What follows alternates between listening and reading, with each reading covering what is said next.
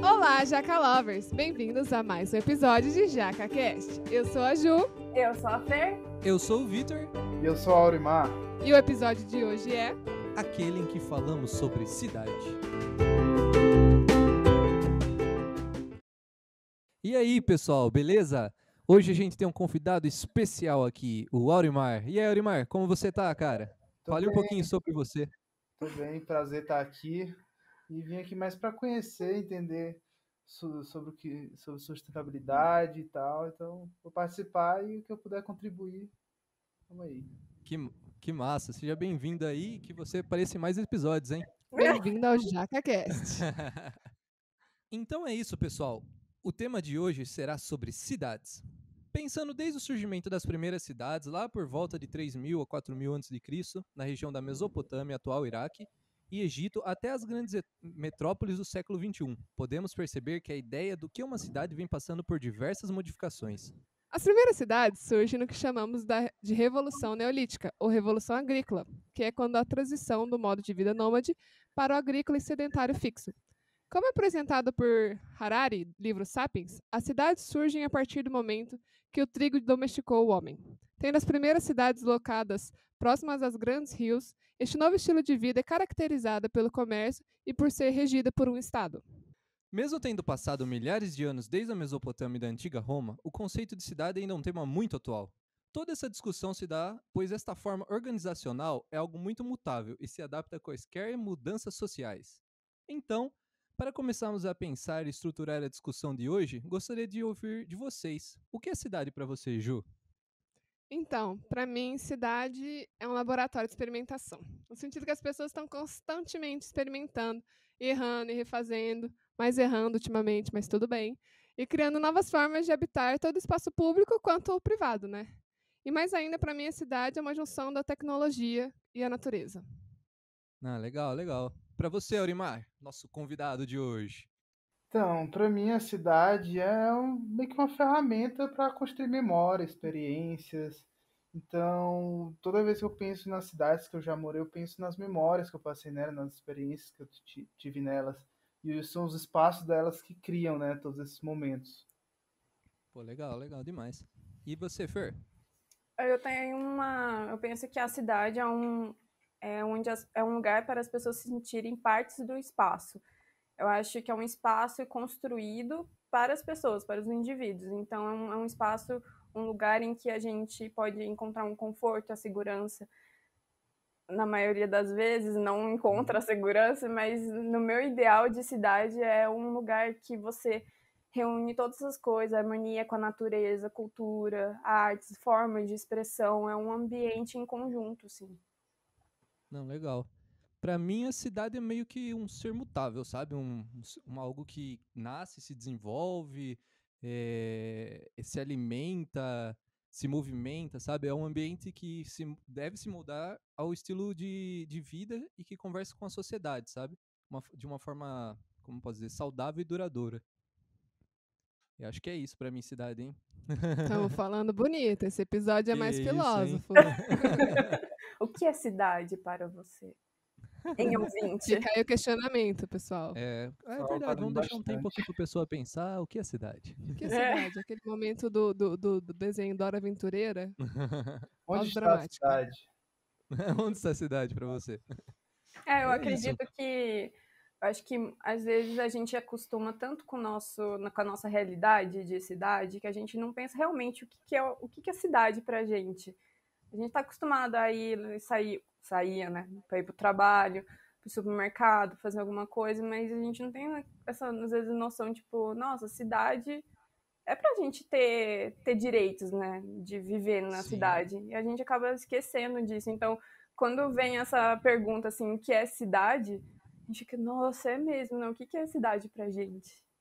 Sim, sim. A gente geralmente pensa, sei lá, na cidade meio que na hora que a gente consegue aproveitar ela, né? Seja no final de semana. Tipo assim, no dia a dia você nem se pega pensando o que é uma cidade, né? É bem louco essa Na verdade, você vibe. até se pega pensando, né? Quando você tá ali no ponto de transporte público e atrasa, Sim. tá muvuca e tá trânsito, você acaba tendo essas experiências ruins, né? Mas Sim, sim. às vezes as pessoas esquecem, né? As pessoas pensam só tem a memória seletiva só do que elas querem, né? Eu acho que a gente mais pensa na cidade quando a gente quer fugir dela, né? Sim, sim. Só assim, Nossa, nossa, sim. que natureza, que merda que é a cidade, né? Que lugar É, horrível de se viver, né? Quando É você aham. tá engraçado. saturado de cidade, aí você pensa que você tá realmente numa cidade. Sim, sim. É, e tem algumas cidades que, unindo as cidades, assim, com a história, né? A gente podia, sei lá, trazer Londres aqui pro papo, né? Que é uma cidade que, sei lá, cresceu com a Revolução Industrial, né? Tipo, foi o berço ali da Revolução, né? Sim, Londres foi a primeira cidade que foi industrializada, né? Primeira Revolução Industrial, 1750. Parece que foi há muito tempo, mas se você pensar no contexto histórico, foi ontem, né? Revolução Industrial e pensar tudo o que a gente já passou. E ela causou uma completa mudança na dinâmica das cidades, né? Então, a menor quantidade de pessoas saíram do campo e foram para a cidade em busca dos empregos, pela oportunidade de ascensão social também, né? E isso foi o evento conhecido como êxodo rural, que é a saída do campo em direção à cidade. E as cidades elas se remoldaram, né? Dando lugar às vilas operárias e criando uma vida insalubre e pestilenta de ar cinza. Tem uma história que descreve muito bem essa mudança da cidade com a Revolução Industrial, que é assim, existiam mariposas brancas e pretas. Em Londres, predominavam as mariposas brancas, porque as pretas contrastavam com o céu, e elas eram predadas com maior facilidade. Depois da Revolução Industrial, a fuligem era tanta na cidade que começou a predominar as mariposas pretas, porque as brancas passaram a contrastar com o céu devido à quantidade de fumaça. Então é muito louco você pensar que Londres virou uma cidade da fuligem, virou a cidade da neblina, né, que é como ela é conhecida até hoje, por causa justamente das indústrias que queimavam carvão. E esse carvão ficava preso dentro da cidade. Não, legal. No, você falou assim da Revolução Industrial de Londres, né? No livro do Sapiens ele fala justamente assim de alguns pontos importantes na evolução do ser humano, que seria, por exemplo, a revolução cognitiva, revolução agrícola, revolução industrial e a outra eu não vou lembrar. Mas tipo assim, o ponto importante assim que a revolução industrial foi para o conceito de cidade, né? Tipo, que começou a criar mesmo, não criar, né, porque já existia na época da Mesopotâmia, do Egito, um conceito de comércio, né, mas acho que a partir da Revolução Industrial foi criado esse conceito do que é cidade para nós hoje, né. Sim, foi Muito criado, moderno. exato, conceito moderno, modelo fordista, taylorista de produção em massa, né? De quebrar e queimar combustível para fazer isso. Legal, E, não, legal. e que história, né? Tipo, a cidade mudando a biologia do animal, né?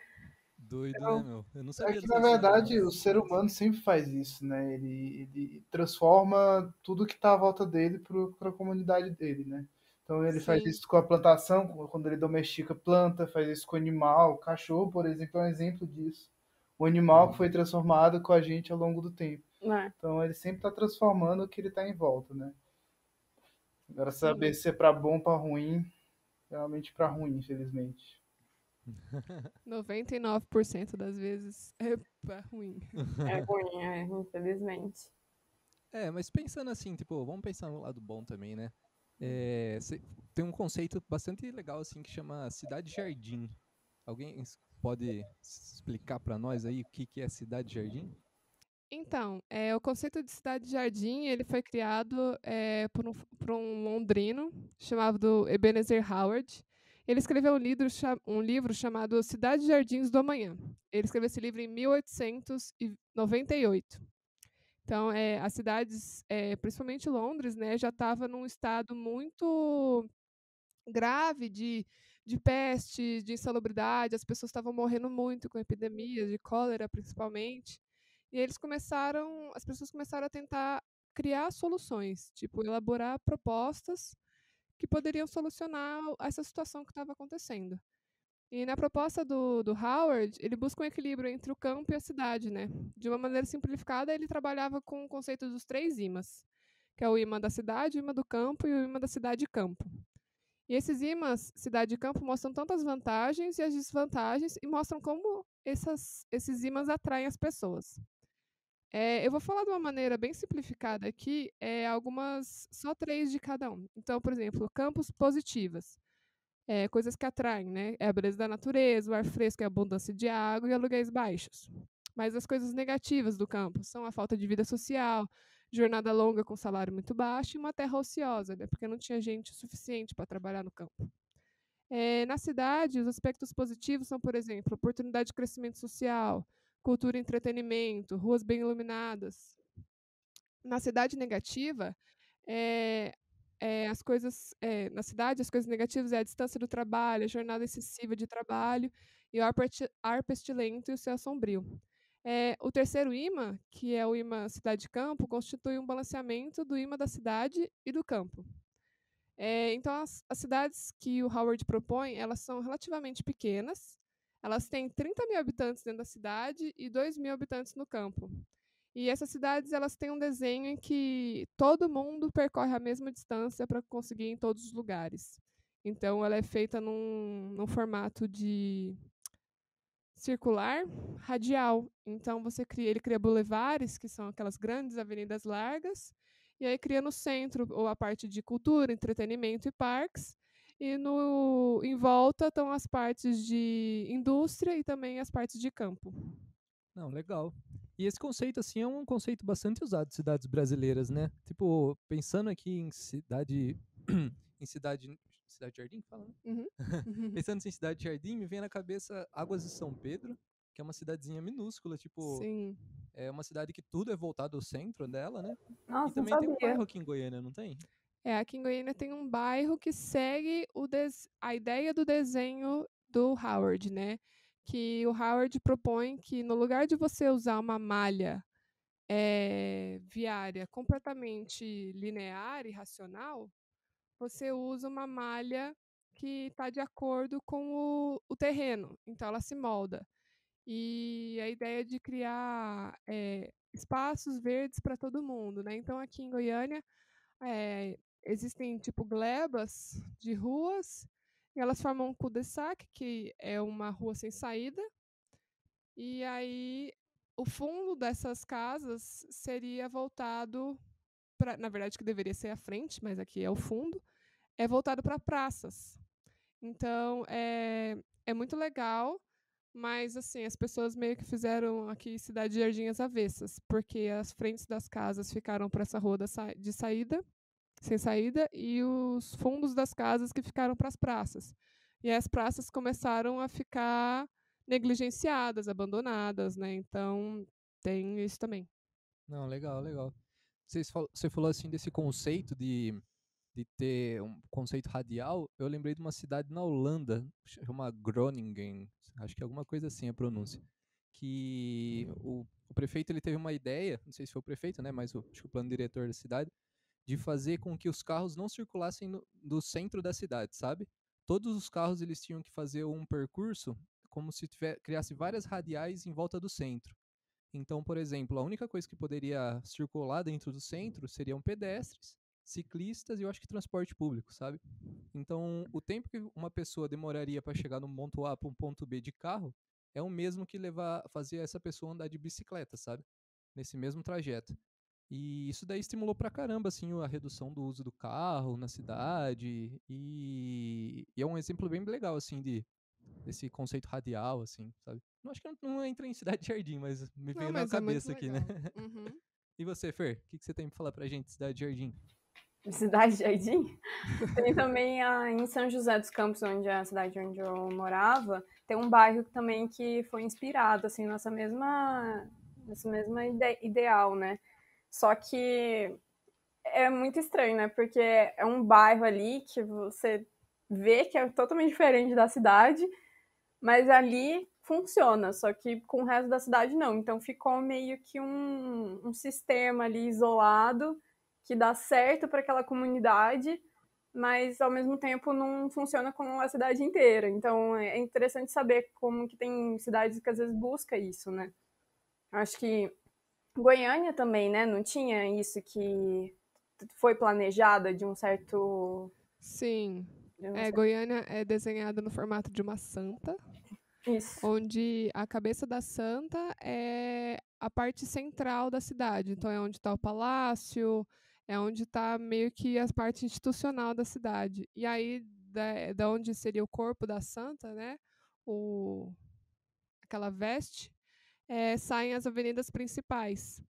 E aí, depois, com o processo de crescimento da cidade, a cidade perdeu um pouco esse desenho, mas assim, tá muito claro. Nada claro comparado com o avião de Brasília.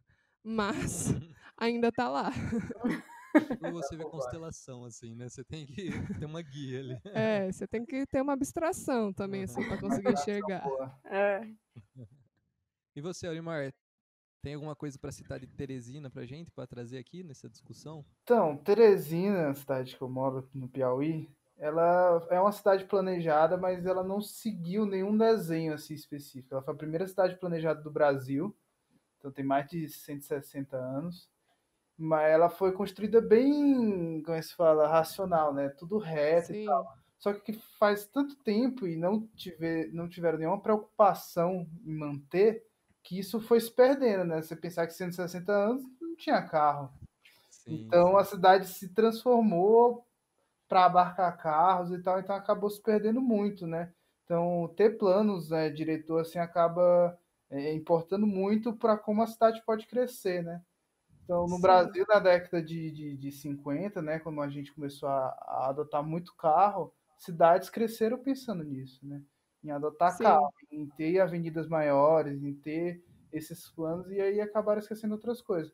Eu acho interessante isso que a Ju falou, desse conceito cidade-jardim, que tipo assim, a gente não precisa pensar em fazer cidade só desse tamanho, mas a gente pode fazer que nem houve em São José, fazer bairros, fazer pequenas comunidades Sim, que sim. elas conversem dentro dela mesma e a gente faz a comunicação entre elas, né?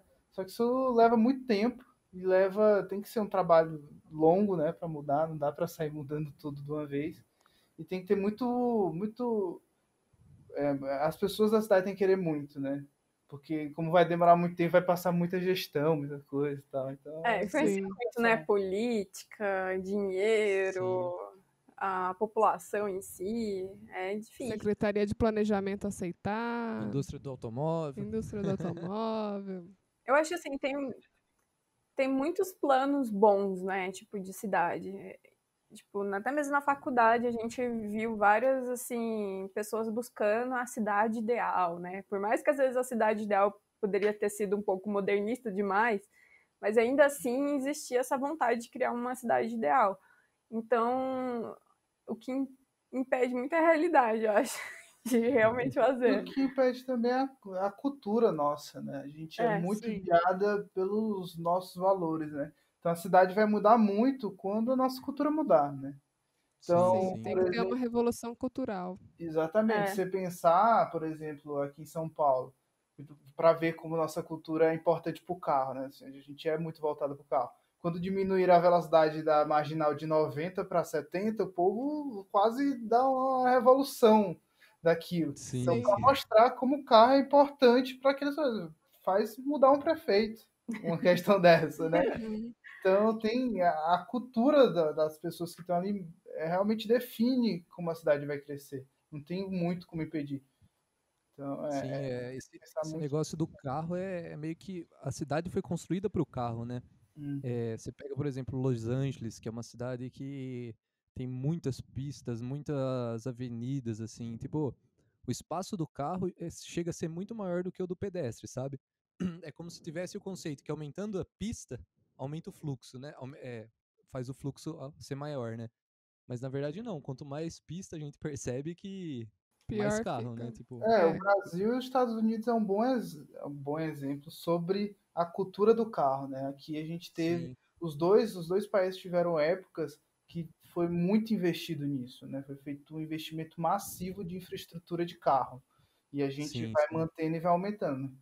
E outros países, por exemplo, que investiram com contato, por exemplo, o Japão investiu numa malha ferroviária gigante, não tem alguns problemas que a gente tem hoje em dia aqui no Brasil. Então é muito sobre cultura, até investimento em infraestrutura, né? Que às vezes a gente não pensa, né? Quando está Sim, sim. na cidade. Cara, e quando a gente começa a falar assim dos Estados Unidos, assim, vem na cabeça Nova York, sabe? Nova York como uma cidade perfeita, assim, nos dias de hoje, né? Mas a gente sabe que nem sempre foi assim, né? não mesmo. nossa, eu fiquei chocada Tipo, quando eu vi os metrôs antigos de Nova York. Fiquei com Cara, era medo, Gotham parece um filme City, de velho. terror. Faltava só ter um Batman no fundo lá, batendo uma surra nas caras. Nossa, sim. Depois dessas fotos eu fui pesquisar, né? Na década de 70 e 80 teve a grande recessão, né? Que teve mais de 500 mil empregos perdidos. E por conta disso, o município de Nova York ele praticamente decretou falência. E ele se viu obrigado a reduzir os gastos públicos, como infraestrutura, limpeza, segurança, assim, de forma bem drástica. Então, imagina, uma cidade de Nova York, na época, na década de 70, de repente, acabou o investimento nisso. Então, foi uma coisa que gerou bastante violência, principalmente nos metrôs. As pessoas... Eu fiquei chocada quando eu soube que quando uma pessoa chegava no aeroporto de Nova York, tinha voluntários que entregavam assim, panfletos de como sobreviver em Nova York. Você não podia andar na rua de noite, você não podia pegar metrô, ou seja, você não podia andar na cidade, não podia ir para qualquer lugar. Então, assim, por mais que eu acho que a gente pense muito nessa cultura do carro, assim, tem muita gente que usa transporte público e depende disso, né? Agora, você imaginar uma cidade que tem esse transporte público de uma forma tão precária, é muito complicado você imaginar isso, tipo, não funciona a cidade. Muita gente depende disso. Se acabar o metrô, muita gente vai ver todo dia metrô cheio, né? Por exemplo, via, né? Não sei se ainda tá. Essa é uma diferença muito grande, por exemplo, do Brasil para os Estados Unidos e como no Brasil a gente talvez consiga mudar até mais rápido que nos Estados Unidos. Que nos Estados Unidos o carro é muito barato, né? Então as Sim. pessoas podem ter carro, muitas pessoas têm carro e poucas pessoas acabam dependendo do transporte público. Então quando você pensa em políticas públicas, não dão atenção para esse tipo de política lá. Eles estão mais interessados em ter mais espaço para os carros, avenidas e tal, porque é isso que eles usam. No Brasil, como o carro é muito caro, a gente acaba usando muito transporte público. Então é um assunto político o tempo todo. Sim, Sim. sim. Como melhorar a situação do transporte público. Então a gente talvez tenha uma luz aí para a gente cada vez melhorar, né? Realmente muita O gente usa. que é muito maluco é que você pensa Nova York, né, nessa época, entre 70 e 80, com toda essa violência, mas foi também um momento de muita revolução cultural, né? Foi o nascimento do punk, do rap e também foi o nascimento do grafite. Hoje eu estava lendo um artigo e que nesse artigo ele fala que quando surgiu o grafite, quando surgiu porque o grafite naquela época e a pichação eram muito próximos, né? Era uma arte que ainda estava sendo descoberta. Hoje a gente tem uma diferenciação muito clara entre o que é o grafite e o que é o picho, né? Mas nessa época ainda não existia isso. E aí muitos artistas, eles grafitavam o metrô porque aquilo ia rodar a cidade inteira. Então a arte dele ia rodar a cidade inteira. Então eles não viam a pichação ou o grafite dentro do metrô como um ato de vandalismo. E é muito louco, porque para a gente que vê as fotos hoje, que a gente sabe o que isso significa, a gente vê como um ato de vandalismo, sabe? E para eles naquela época era muito diferente. E eu também estava lendo um fotógrafo que tem ele tem um livro que chama Hells on Wheels, que é o inferno nos trilhos. Fotógrafo suíço Willy Spiller. Isso. Já cata essa dica. Ele falou que, apesar de hoje Nova York ser uma cidade muito mais segura, né, ainda mais essa questão do transporte público e tudo mais, a circulação, ele fala que a essência de Nova York se perdeu.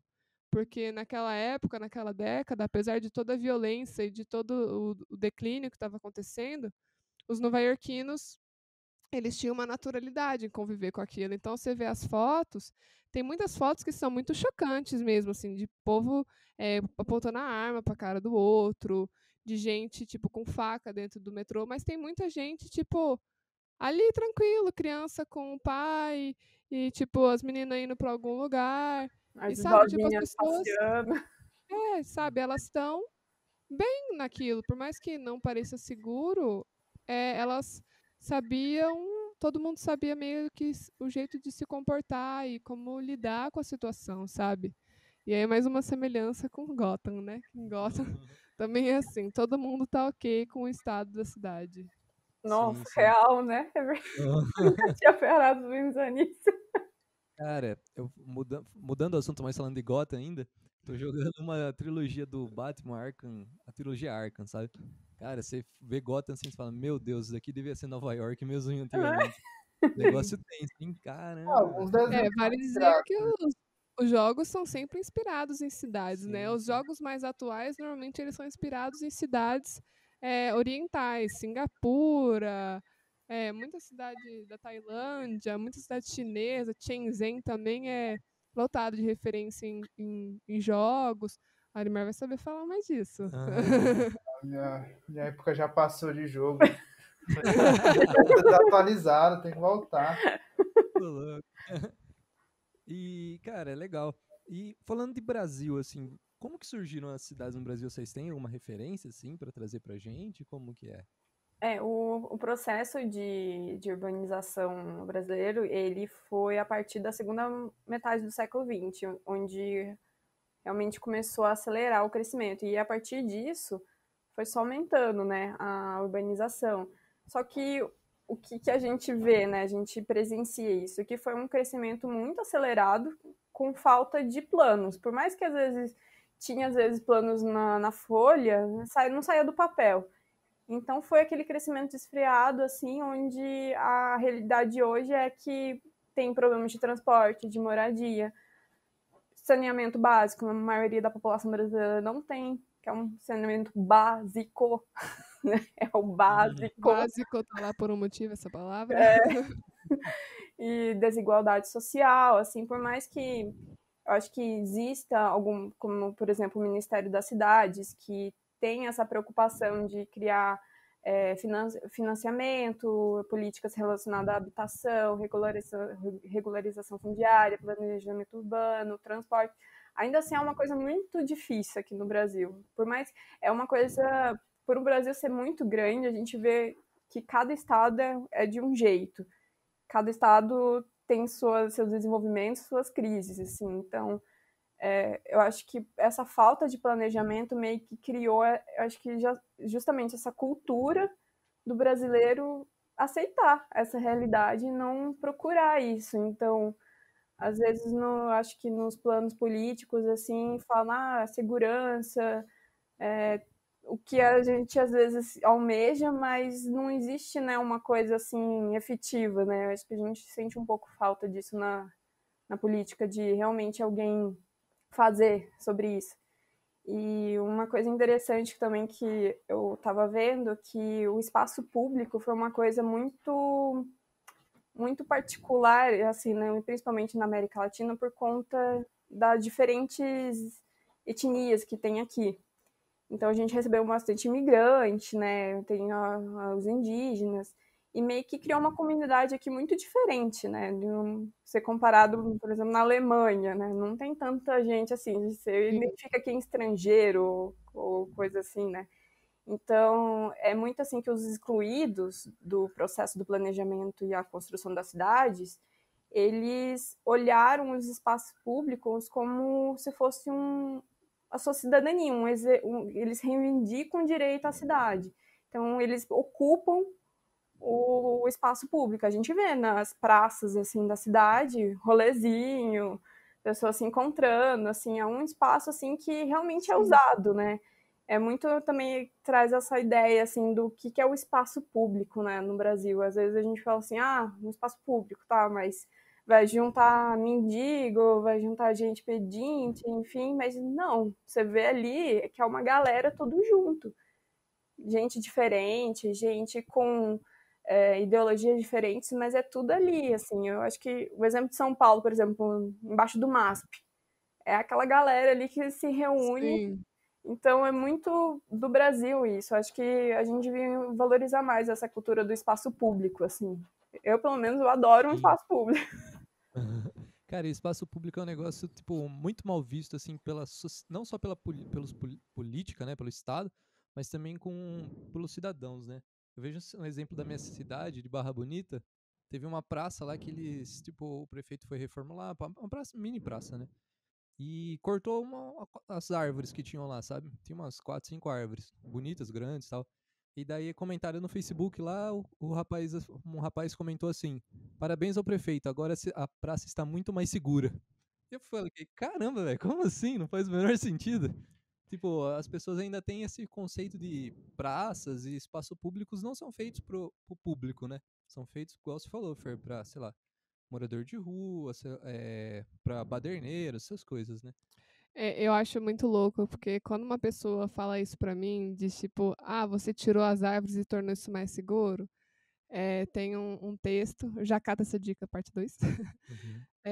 de um livro da Jane Jacobs, e que ela fala, ela é uma arquiteta historiadora londrina, e ela fala, né, que as ruas e os parques da cidade só se tornaram seguros quando eles tiverem olhos.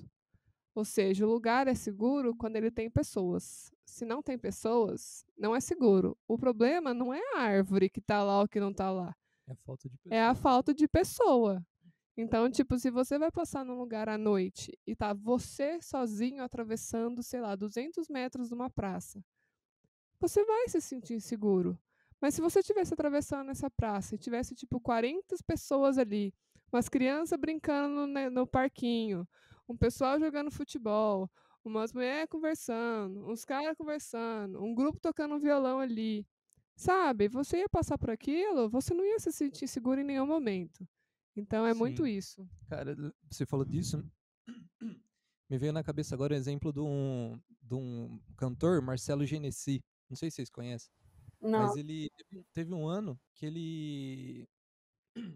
ele pegou uma praça, assim, ele mesmo levou os equipamentos dele, tipo, pegaram o aval da prefeitura, sabe? Ele tirou foto, varrendo a praça, tipo, ele criou meio que um movimento de ocupar os espaços públicos, sabe? Ele falou assim, a praça é para ser ocupada e é um espaço de arte, é um espaço de pessoas usufruírem desse bem, sabe? E eu achei muito legal aquele movimento que ele fez, assim, foi um show gratuito, ele não ganhou nada com aquilo, teve todo o trabalho de organizar tudo, eu achei muito massa. Muito legal mesmo. Essa questão de espaço público, assim, na minha vivência lá no Nordeste, que Teresina, apesar de ser uma capital, até uma cidade grande, ela não é no litoral em comparação às outras capitais do Nordeste, né? Então, lá sempre teve uma falta muito grande de espaço público por causa do calor. A gente não vai para os espaços públicos porque durante o dia está muito quente, o sol muito forte. Então, na minha vida inteira, assim, a gente poucas vezes ia para espaços públicos, né? Então, o máximo que a gente podia era num clube. E o clube não é público, o clube é privado, né? Sim, sim. Então, lá a gente sempre teve uma falta muito grande de espaços públicos e até hoje, mesmo assim, com todo o conhecimento que a gente sabe que pô, o espaço público, nem que se fosse num lugar frio, tem que ter muita árvore, tem sua dificuldade de criar espaços públicos lá. Então, por exemplo, recentemente, quando eu falo recentemente, aí, nos últimos 8 anos, criaram uma praça lá do zero, nova, para ser um espaço público novo. E quando você passa na frente dela, parece um estacionamento. Então, tá pensando que, tipo assim, as pessoas estão fora da realidade do que é uma praça, do que é um espaço público no, Fizeram um Sim. Hyde Park em Teresina. fizeram um estacionamento e eu nunca nem entrei lá. Eu passo na frente e eu fico triste de olhar aquele espaço. Então eu nunca fui lá. Outros espaços lá tentaram até fazer. Eu achei pelo menos importante a tentativa, né? Que acho que nunca ninguém nem tinha tido a tentativa. Fizeram 3 espaços novos, né? E dos 3, pelo menos um tinha alguma árvore, mas mesmo assim é um espaço só ocupado depois da tarde, né? Quando começa a ficar de tardezinha. Porque durante o resto do tempo todinho tá muito quente pra gente ir para esses espaços, né? Então, durante a minha vida toda eu nunca fui para praça, nunca fui para coisas públicas assim, como a que a gente vai às vezes no Ibirapuera, alguma coisa do tipo. Lá a gente não fazia isso porque não tem, e quando tinha era muito quente, era um lugar desagradável para você ir, né? Então não tinha esse pensamento. Cara, e essa é a importância de ter um bom projeto de paisagismo arquitetônico, né? Um projeto que converse, assim, com o ambiente que ele está sendo inserido, né? Às vezes nessa praça aí, que sei lá, contrataram um escritório lá do sul, pra fazer a praça em Teresina, saca? Cara, acho que não encontraram a cara de ninguém. O Pegaram. prefeito fala assim, ó, mete concreto mesmo, meu filho. Acabou o dinheiro, mete concreto. Sim. E é muito louco, né? Porque como Teresina, aqui em Goiânia também é muito quente.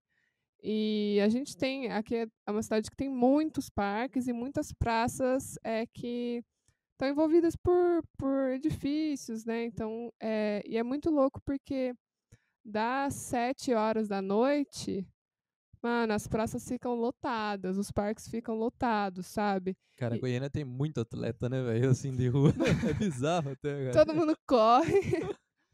O que é muito legal, sabe? Então, tipo, você vê, se você passar nos parques aqui em Goiânia, do meio das 11 da manhã às 5 da tarde, nossa, você vai ver uma pessoa ou outra escondida numa sombra de uma árvore, sabe?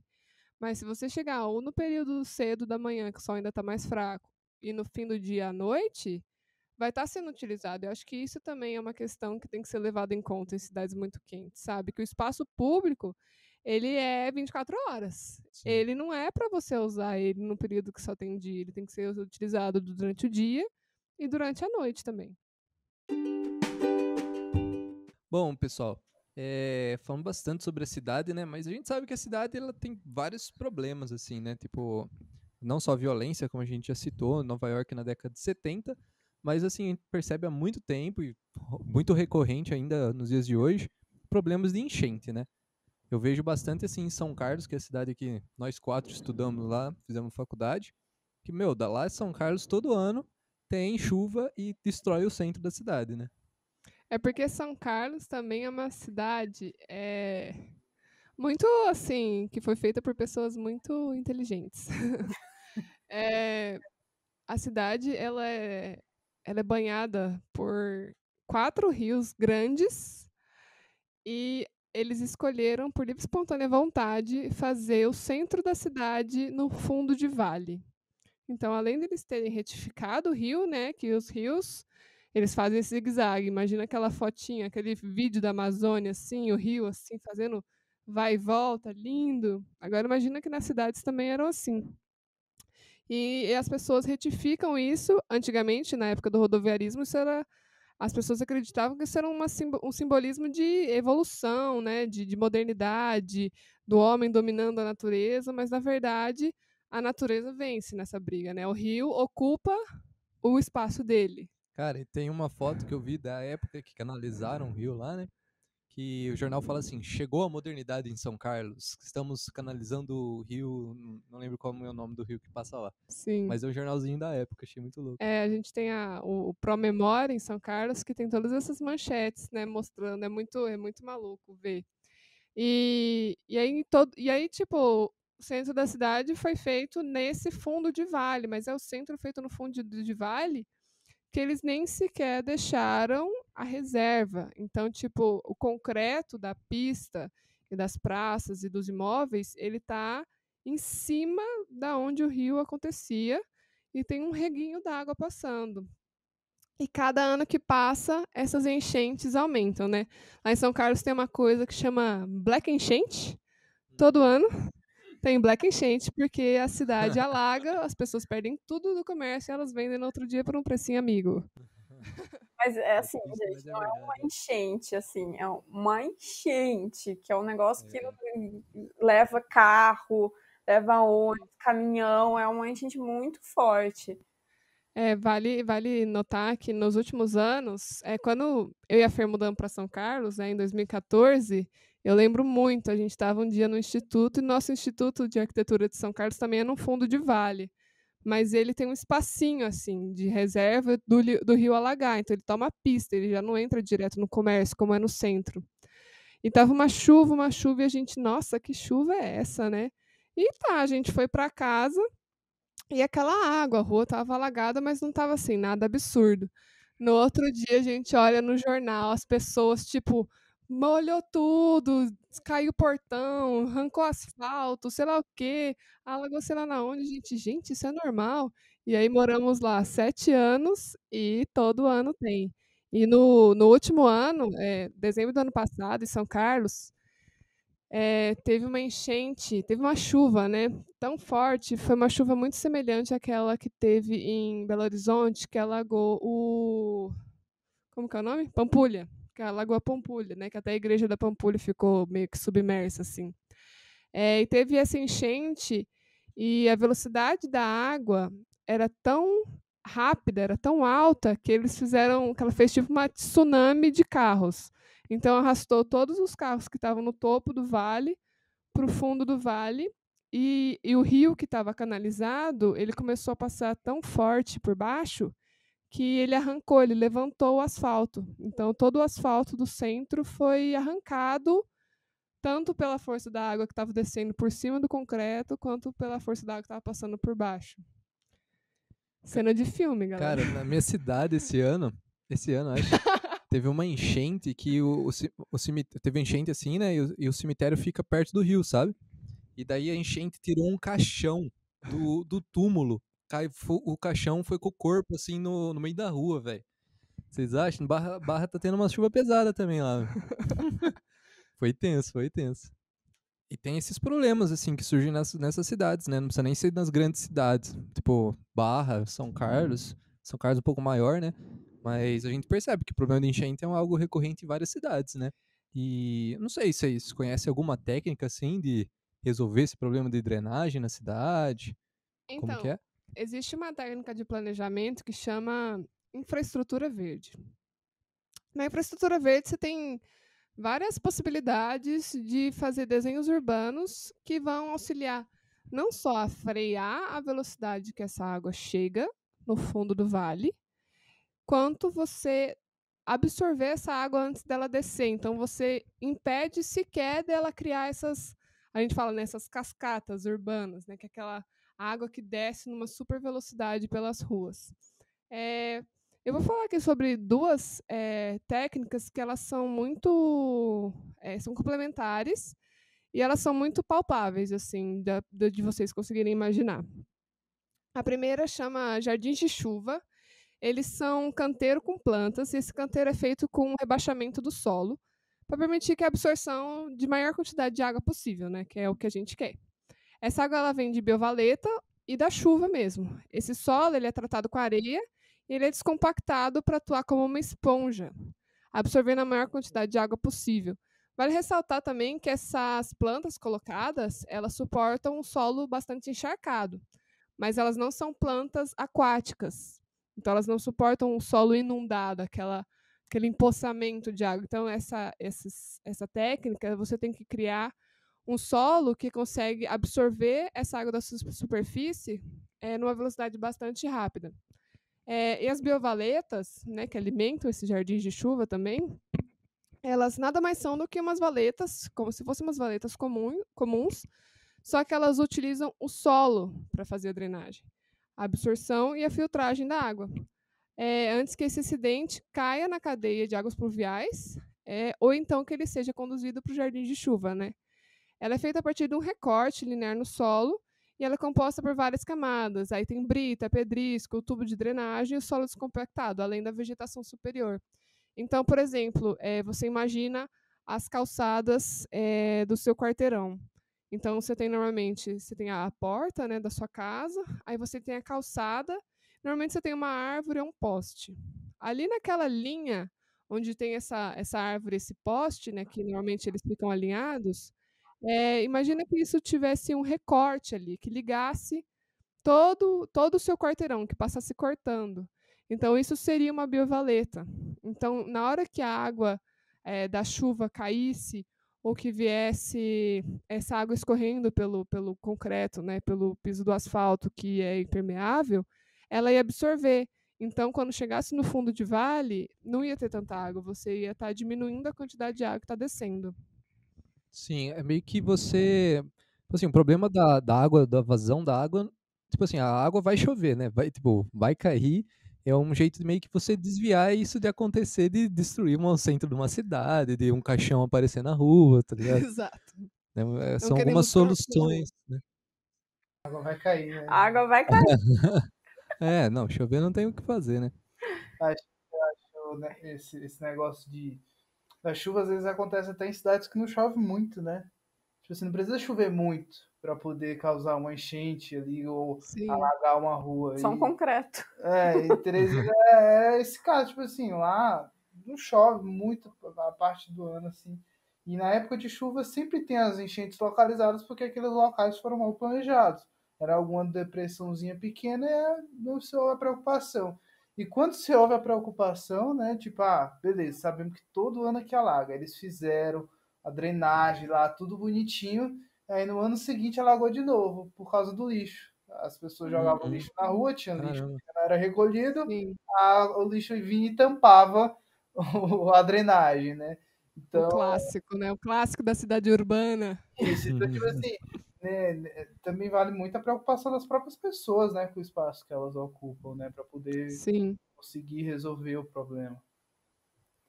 E a vegetação tem um grande papel também, assim, né? Eu acho que nesses desastres, assim, até a própria erosão. A vegetação, ela segura isso. Se você tira a vegetação, é lógico que vai ter erosão, né? Então, é interessante saber também que, tipo, até nas biovaletas, assim, né? A vegetação também faz parte disso. Então, a cultura do concreto não faz mal, faz mal.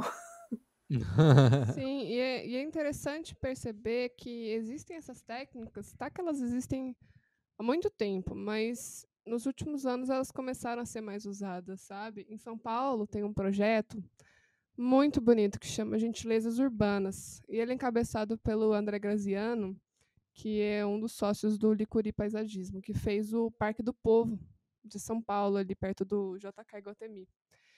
E esse projeto Gentilezas Urbanas, lá em São Paulo, eles não fazem parques em si, eles fazem canteiros. Então, eles tentam fazer essas técnicas de infraestrutura verde em pequenos pontos, sabe? E mostrar como isso causa um impacto quando você soma o todo.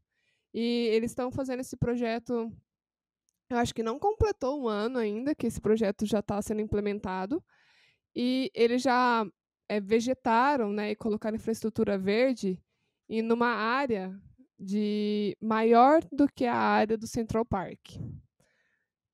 Então, vocês pensam assim que é drenagem urbana que não estava acontecendo e que agora está. E ele mostrou as fotos, aqui eu assisti uma palestra dele outro dia, e tipo, é impressionante a velocidade que as plantas crescem, porque como tem muita água correndo, elas estão super alimentadas. E uma coisa que é muito engraçado, que é que a gente está falando, né, de Nova York, de Londres, que são cidades antigas, assim como São Paulo, né, antiguíssimas. Ele estava contando que tipo tinha área que eles iam cavar os jardins de chuva ou cavar as biovaletas, e eles cavavam tipo 7, 8 camadas de asfalto e paralelepípedos, sabe, que estavam empilhadas. Então a cidade também tem essa história, né, que está ali. Sim. Nossa, São meu Deus, Paulo, é em muito São Paulo, concreto. você falou assim uma área que eu penso, que eu acho que se não me engano tinha bastante, eu não sei ainda como que é agora, justamente por causa da reforma que teve, né, o Vale do Anhangabaú. Cara, você vê o projeto assim, eu não tô falando sem propriedade nenhuma, óbvio, né? Porque eu não vi o projeto do pessoal. Mas você vê o Vale do Anhangabaú hoje é puro concreto, assim, sabe? Não sei se vocês conhecem a nova reforma que fizeram lá. Não. Acabou esses tempos, assim, ano É bem 2020. recente mesmo. Eles têm vários pontos, assim, meio de criar tipo uns canais, assim, uns riozinhos. Mas eu não sei muito bem se vai funcionar em épocas de chuva, né? Então, a Precisava até ideia ver sem notícia a respeito. para quem não sabe, o Vale do Anhangabaú, na verdade, ele é o rio Tamanduateí, né, que está ali embaixo, e que ele foi tamponado completamente, só que ele foi tamponado num nível que não tem mais volta. Assim, eu acho que tem volta, mas, sabe, não vale a pena economicamente para o Estado. E nessa nova reforma, eu entendo o lado deles terem colocado tanto espaço seco, né, que a gente chama, que é esse espaço concretado, com piso, né, que não tem vegetação, porque é um espaço público muito utilizado do centro, mas, dizendo eles, é porque eu não fui lá ainda, mas dizendo eles, esse material que está no piso é um concreto drenante. Mas quando você lê o artigo explicando um pouco do projeto, foi feito para alagar. Então, ele atua como uma bacia de retenção. Como ele é fundo de vale, você está criando a enchente, né? Porque na técnica de infraestrutura verde, O que você cria é evitar a enchente. Você drena antes do ponto que a água seria mais baixo. O Vale do Angabaú é um dos pontos mais baixos, então você tem que parar essa água antes. E puxando essa meada, assim, que você falou do Vale do Anhangabaú, que é o rio Tamanduateí, é engraçado, assim, como que o papel do rio na cidade, ele modificou bastante, né? Antigamente a gente via que a cidade crescia ao lado dos rios justamente para usar o rio como um caminho de transporte.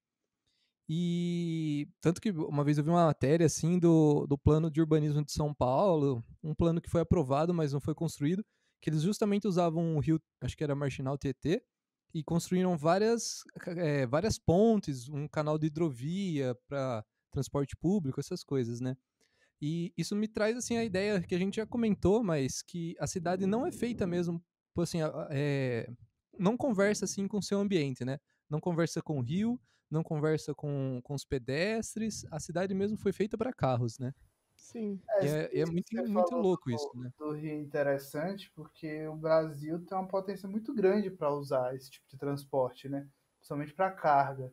E acho engraçado que Teresina, o local que ela foi escolhido, foi porque ela tem dois rios cortando ela, né?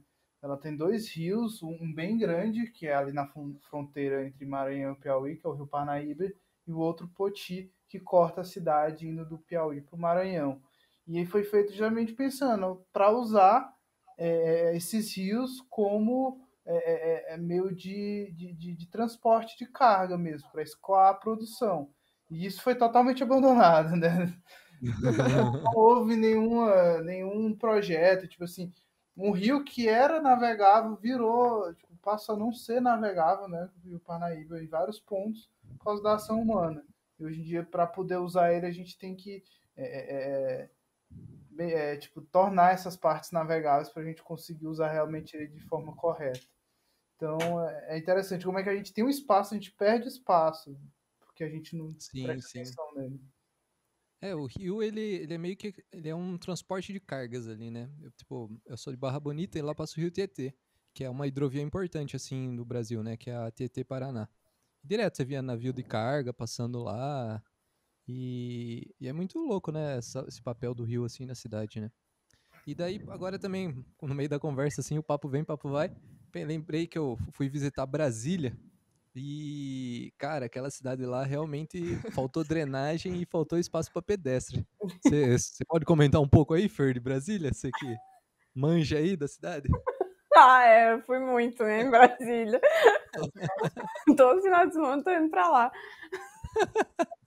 Não, Brasília foi uma cidade que eu conheci por conta da faculdade, que todo ano a gente fazia uma grande viagem didática, onde a gente ia para a cidade e aprendia diversas coisas sobre a cidade, né?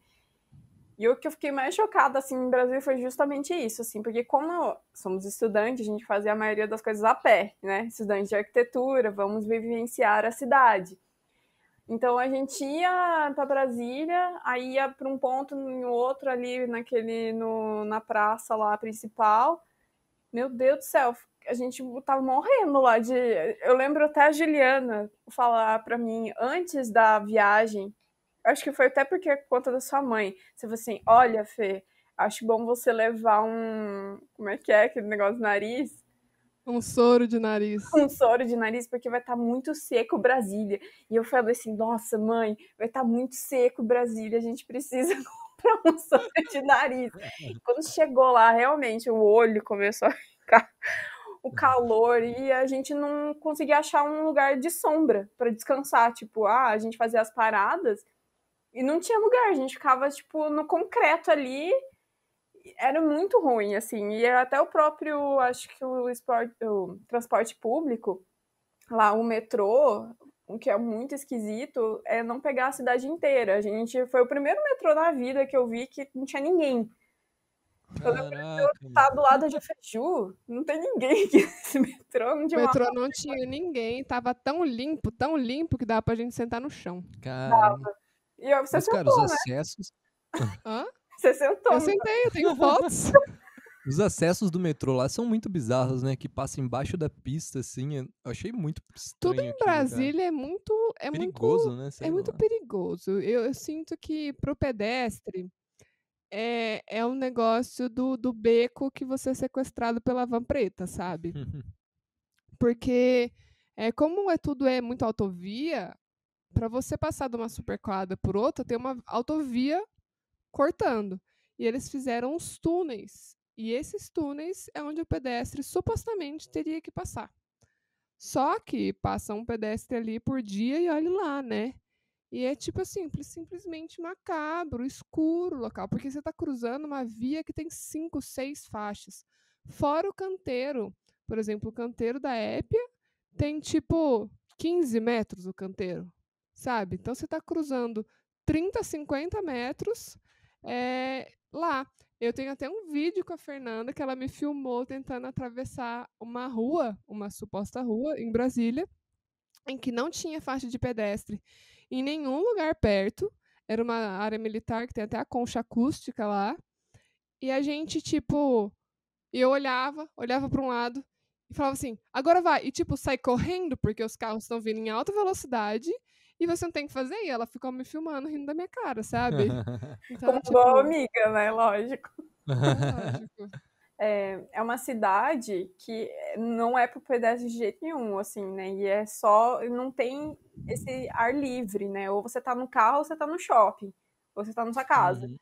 né? Onde a gente foi procurar lá, foi até esquisito. A gente falou, onde a gente vai comer? Ah, não tem restaurante aqui perto. A gente começa assim. E agora, Sim. como é que a gente vai? Tem um shopping. Ah, então vamos no shopping. É uma cidade muito diferente, é muito esquisita, eu achei. Sim, sim. Cara, eu acho engraçado, assim, que você falando de poucas sombras, se for pensar, por exemplo, até os parques, assim, de São Paulo, eles têm pouca árvore, assim, né? Tipo, pensando em Vila Lobos, pensando no Parque do Povo, sabe? Não são parques pra você ir e, sei lá, fazer um piquenique, passar uma tarde, sabe?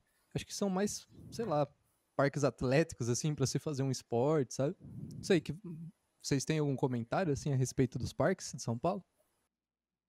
Aurimar? Oi.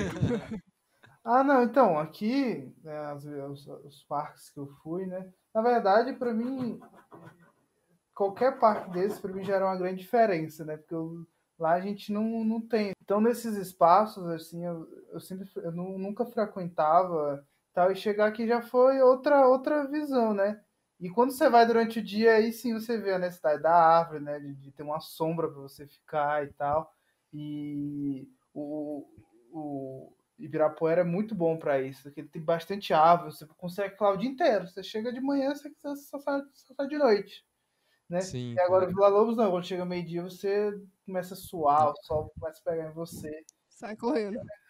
É É bom difícil, pro as atleta. vivências do parque fica difícil. Você pensar, vou ali no Vila Lobos, você vai lá, faz o esporte, fica lá 1, 2 horas e volta, vai embora.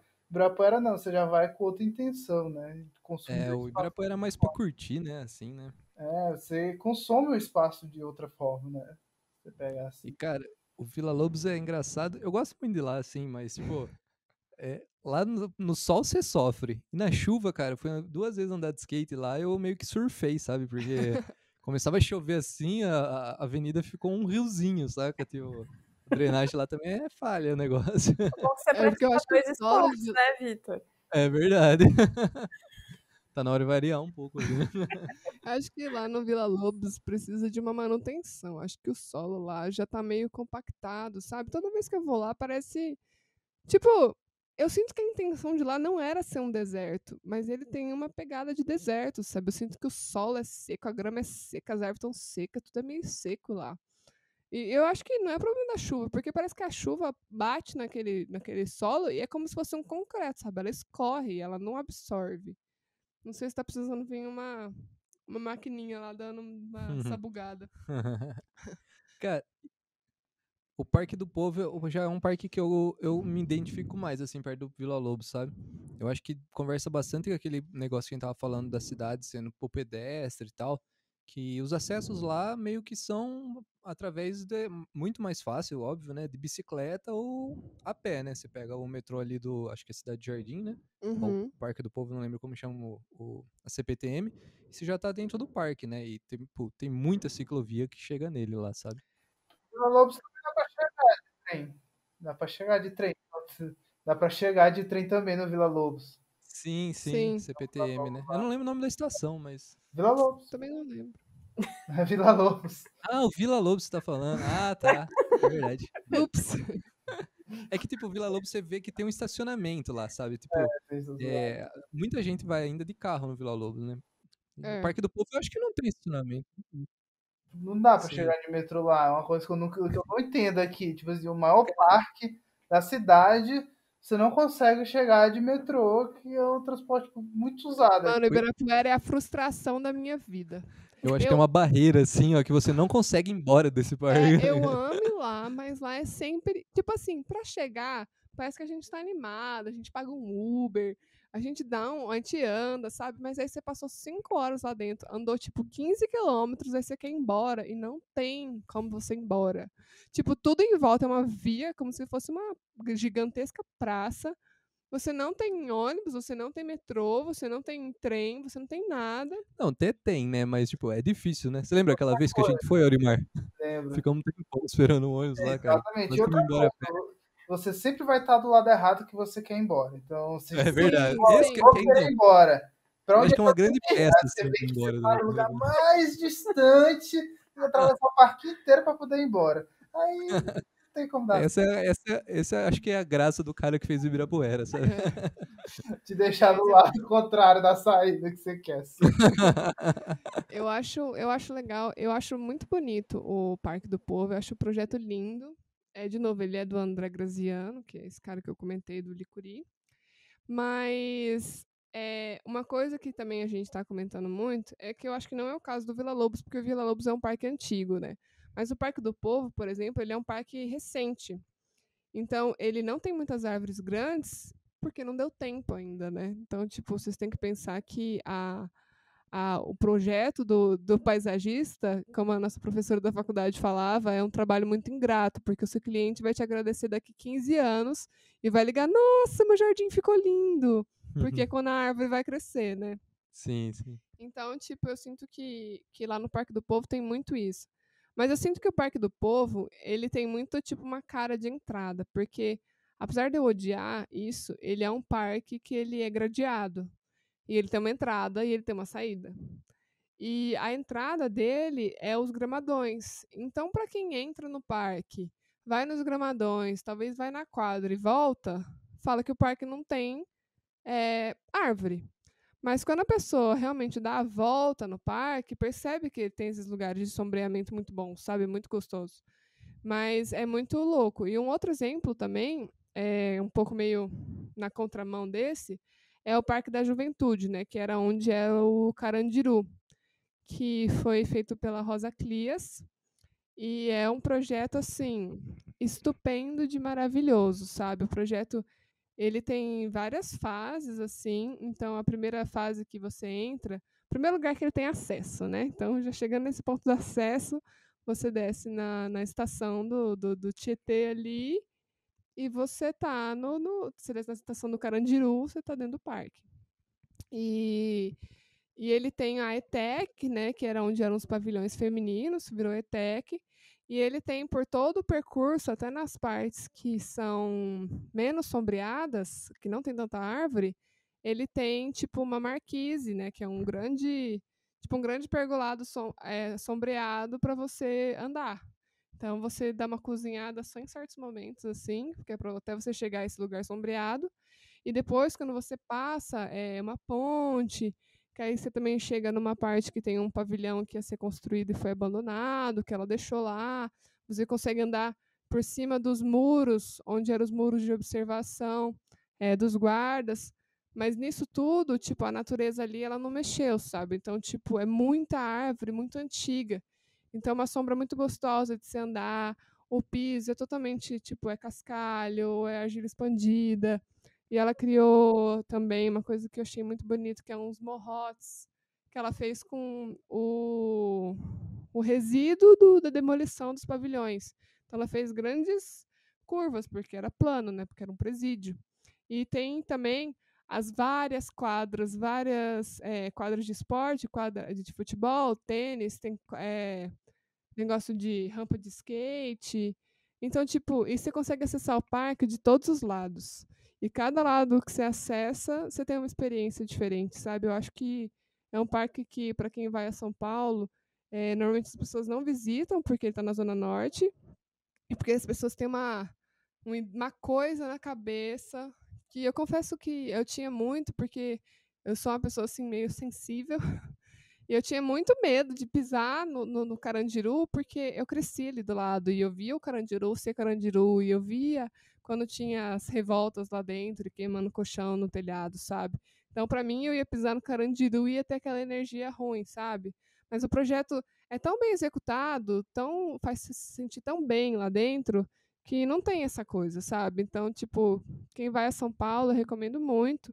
E no Parque da Juventude, ele é lindo e ele é super bem ocupado, 24 horas por dia, e vale a pena. Não, legal, legal. É bem interessante. Eu acho que se no projeto tivesse totalmente erradicado a memória do Carandiru, eu acho que teria uma outra sensação ali, do tipo. Sim, Eu acho que o jeito que ela fez, eu lembro muito quando a gente foi, o jeito que ela fez não foi uma coisa assim. Eu também tava um pouco receosa de ir, assim. E não foi aquela coisa, tipo assim, nossa, aqui era o Carandiru. Não, tipo, aqui era o Carandiru, sabe? Era uma coisa. Não era muito chocante, assim, a gente entende o que foi a história do Carandiru, mas ela tratou a memória de um jeito totalmente diferente, assim, muito mais respeitosa, que não sim. criou aquele ambiente, assim, macabro, né, vamos dizer.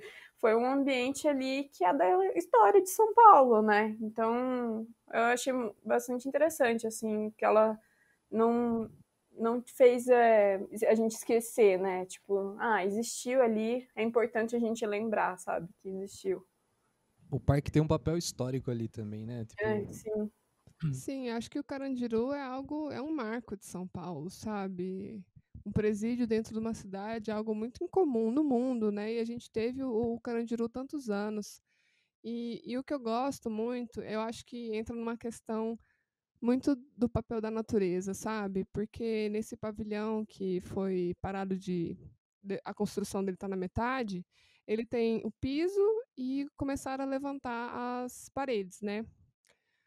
Só que o pavilhão ele é aberto ainda, sabe? Tipo assim, ele só tem piso e parede. E ela criou um deck que você percorre por dentro desse pavilhão. Tem um caminho.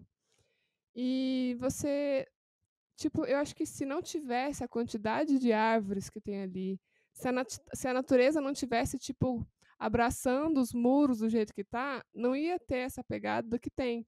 Porque apesar de que quando você anda, você sente, tipo, nossa, isso aqui era para ter sido um presídio, você ao mesmo tempo você consegue ver, tipo, olha que bonita essa natureza que está aqui, sabe? Eu acho que você tem essas duas experiências ao mesmo tempo, de uma maneira muito bonita, sabe? Eu acho que esse trabalho que ela fez foi dar uma outra linguagem para o que é, sabe? Ela não simplesmente pegou e criou um museu do que era um pavilhão, sabe? E deixou lá.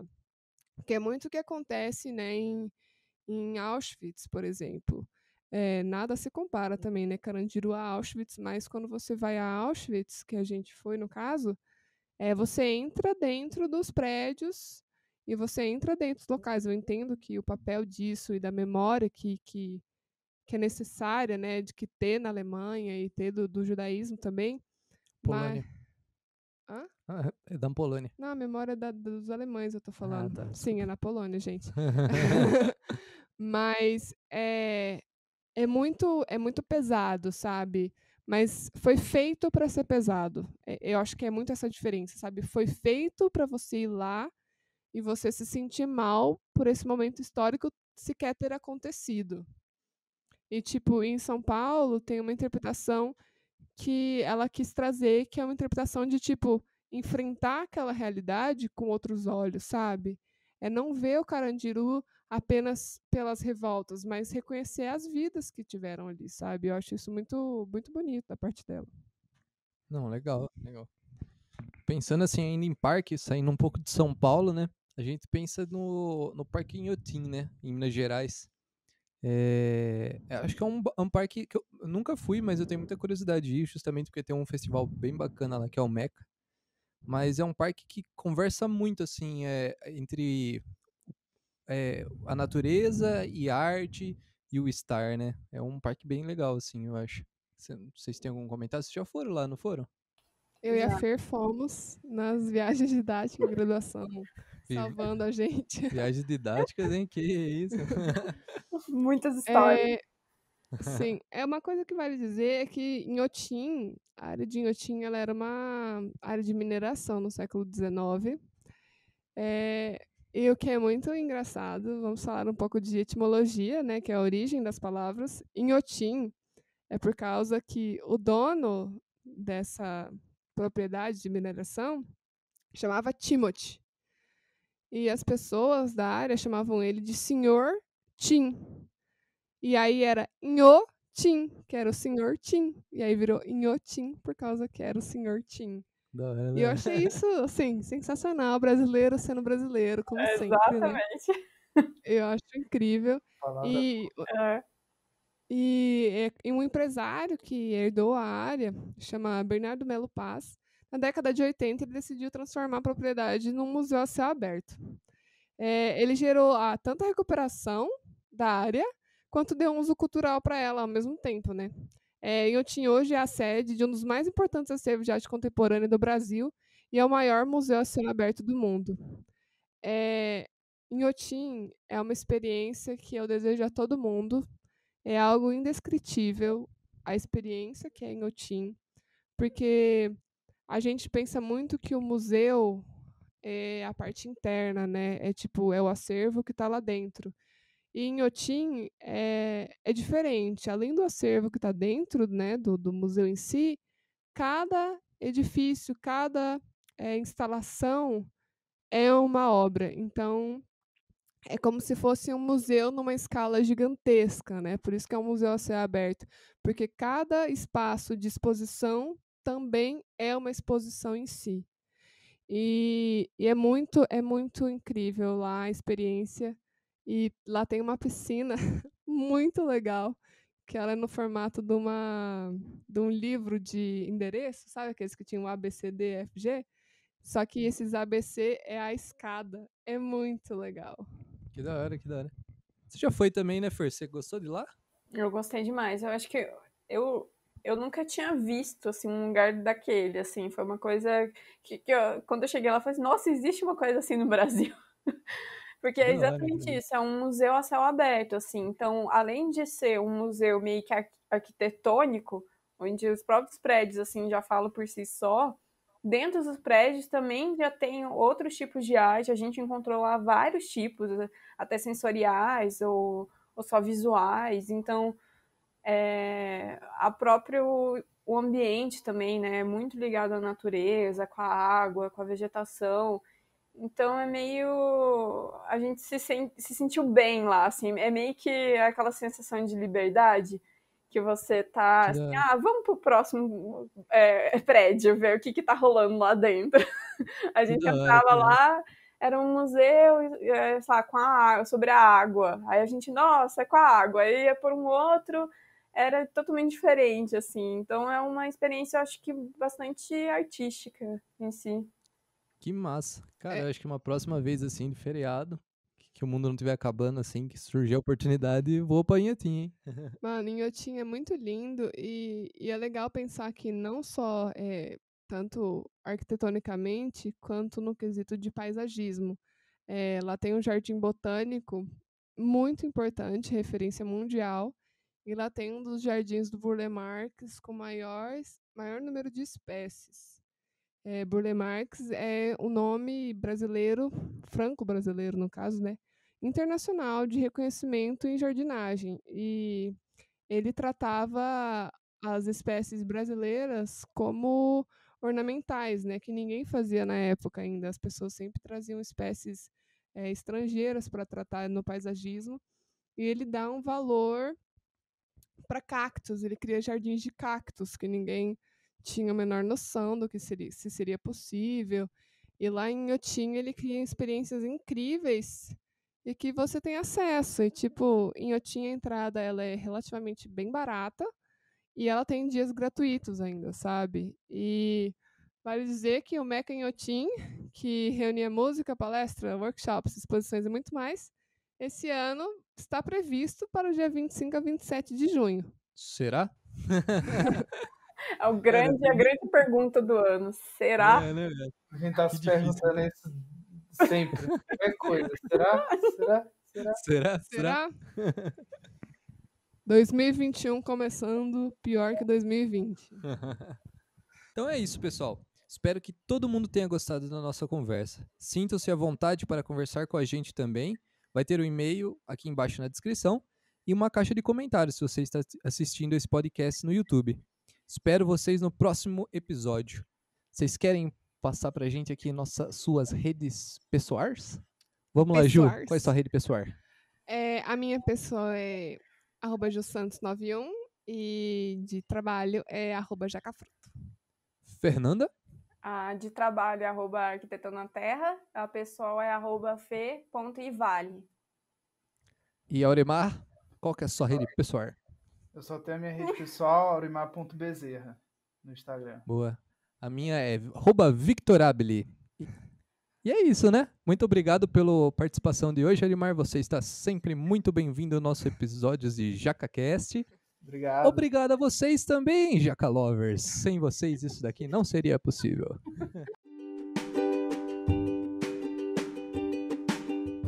E agora vamos pro Jaca Testa Dica. E aí, Ju, qual é a sua dica de hoje? A minha dica de hoje é um livro que eu li nas últimas semanas, muito gostoso de ler.